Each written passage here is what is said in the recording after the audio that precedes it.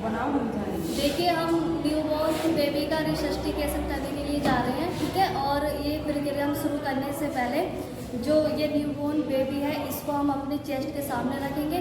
जो अपने चेस्ट के सामने हम बच्चे को इसलिए रखते हैं कि हम इसकी कंडीशन का सही से अवलोकन कर सकें, ठीक है। और फिर इसके बाद हम जो न्यूबॉर्न बेबी है इसको हम 90 डिग्री पे इस तरीके से रखेंगे कि बच्चे का जो सर है वो हमारे सामने होना चाहिए और पैर जो है वो हमसे दूर होने चाहिए, ठीक है। तो ये बच्चा रखा हुआ है और फिर बच्चे को हम साइड लाइन पोजीशन देके हम इसकी बैक और जो पैर के तलवे हैं उनको रब करेंगे।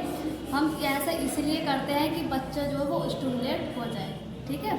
और अगर बच्चे की कंडीशन में कोई भी सुधार नहीं होता है तो हम सक्शन देंगे। और ये जो है ये सक्शन मशीन है, ठीक है। सक्शन करने से पहले हम ऐसा करने के बाद तब हम इसके मुंह में डालेंगे और मुंह में डालने के बाद हम इसके नाक के एयरवे को क्लीन करेंगे।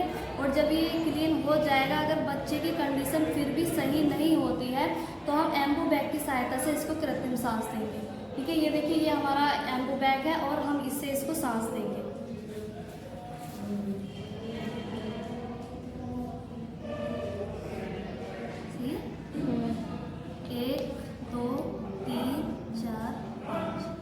अगर बच्चा जो है उसके शरीर का रंग नीला है और हमने एम्बू बैग से सांस दिया है, अगर बच्चे का शरीर नीला ही है तो हम एक बार और सांस देंगे 5 बार। और अगर इसका शरीर का रंग नीले से गुलाबी हो गया है तो हम इसको नहीं देंगे, ठीक है।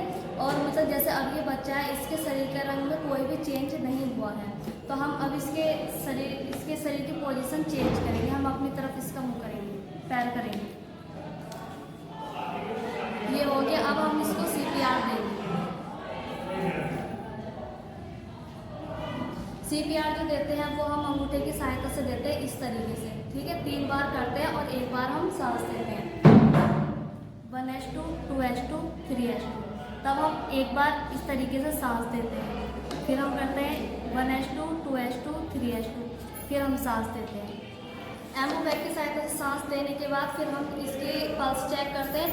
पल्स चेक हम अम्बिलिकल पोर्ट से करते हैं, ठीक है, यहाँ से। और जो इसके ब्लड का सर्कुलेशन है वो चेक करते हैं। हो सकता है कि एम्बू बैग से सांस देने के बाद इसका जो सर्कुलेशन है वो ठीक हो जाए। अगर फिर भी ऐसा नहीं होता है तो हम इमरजेंसी ड्रग का उपयोग करेंगे, ठीक है। इमरजेंसी ड्रग में 2 ड्रग आते हैं, 2 इंजेक्शन आते हैं, एक एड्रेनल आता है और एक एड्रोफिन आता है।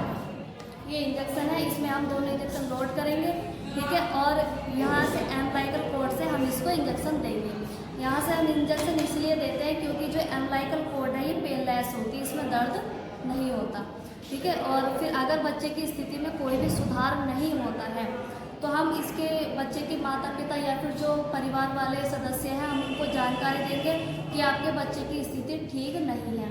या तो आप बड़े मतलब जो हायर अथॉरिटी डॉक्टर होते हैं उनको आप दिखाइए या फिर दूसरे अस्पताल में लेके जा सकते हैं। और अगर बच्चे की स्थिति में सुधार होता है तो हम फॉलोअप केयर के बारे में जानकारी देंगे।